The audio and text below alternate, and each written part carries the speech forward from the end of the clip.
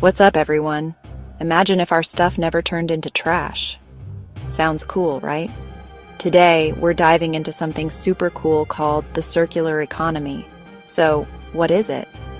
A circular economy is like a huge recycling loop. Instead of making things, using them, and throwing them away, we keep reusing them. Think of it like passing down your favorite toy to your little brother or sister, but on a much bigger scale. In a circular economy, products are designed to last longer, be fixed easily, and be reused or recycled into something new. We move away from using stuff once and then dumping it.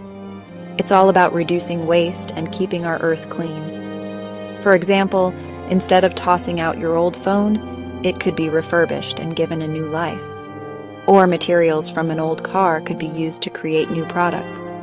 This system uses renewable energy and avoids harmful chemicals, making it safe for us and the planet. Sounds pretty smart, right? So next time you think about throwing something away, remember the circular economy. We can all play a part in making our world a cleaner, happier place. Thanks for watching. Don't forget to like, share, and comment. See you in the next video. Bye-bye. Bye.